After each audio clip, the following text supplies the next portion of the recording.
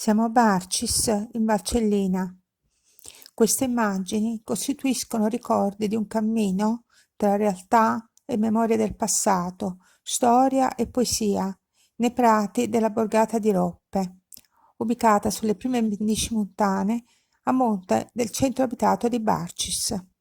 Il cammino è iniziato sulle rive del lago, in salita lungo i versanti, fino a raggiungere la sommità della terrazza di Roppe, un'ampia area caratterizzata da estesi prati soleggiati esposti a sud, con ampio panorama verso le montagne e verso la Valcellina.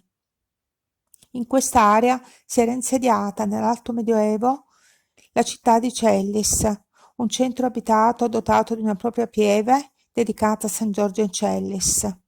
Cellis era molto importante ed era un punto di riferimento per tutti gli abitanti della bassa Valcellina. Oggi non rimane più nulla né del centro abitato di Cellis né della sua pieve, che furono distrutti nel XIV secolo da un cataclisma geologico. Resta un paesaggio molto bello. Attualmente l'architettura emergente nella borgata è la chiesetta dedicata alla Madonna delle Grazie di Roppe. Dopo una breve visita esaminiamo l'immersione del paesaggio, della chiesetta e degli edifici che costituiscono la borgata. Dall'alto dell'ampia area prativa, nel panorama che si apre sulla valle e sulle montagne, si osservano spazi antropizzati ed architetture che negli ultimi 50 anni hanno perso l'originaria connotazione funzionale, sociale ed economica.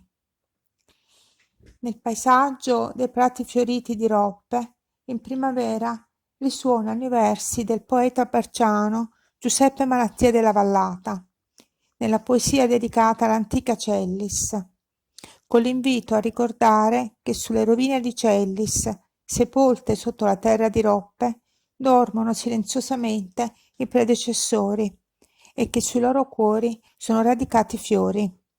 Questa poesia è un inno alla rinascita della vita, sulle memorie di un tempo passato che non va dimenticato. La poesia di Giuseppe Malattia della Vallata si intitola Cellis ed è stata composta nel 1910. Sotto queste zolle che ho calpestato tante volte nel tempo in cui ero bambino, sotto queste zolle, Cellis, tu stai da 700 anni e non parli mai. Dammi notizia dei poveri abitanti che pregavano San Giorgio e San Daniele. Dimmi le voci d'amore e dimmi i canti, perduti per sempre fra la valle e il cielo. Di San Daniele restano solo i sassi lassù sul monte, i sassi dell'acciottolato. Di te nessuno parla, tu taci. Ma in primavera fiorisce il tuo prato e parlano i fiori. Pensate che abbiamo radici che poggiano sui cuori. E in primavera, sotto la forma dei fiori, pensate che siamo i vostri padri che dormono sottoterra. Una bellissima poesia in memoria del mitico passato di Cellis, una poesia da ricordare attraversando oggi in cammino la borgata di Roppe. Questa borgata oggi non è stabilmente abitata. Dall'alto dei prati di Roppe si apre un ampio panorama sulla valle. Siamo in un luogo silenzioso in cui restano soltanto le memorie della vita sociale del passato